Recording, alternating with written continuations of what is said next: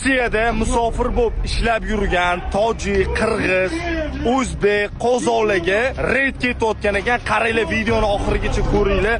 Yotoqxonasigacha daji kirib kelib, urib, tepib, ularni qilayotgan muomalasini yaxshilab ko'ringlar. Bu inson qadr qimmati, inson huquqlari degan narsa qayerda qolyapti? Posolstvo nima uchun pulayapti? Like bosib, srochniy hamma tanish bilishlarga tarqatib tashlaylar. Nima bu ahvol? Dokumenti bormi, yo'qmi, umuman qizig'i yo'q.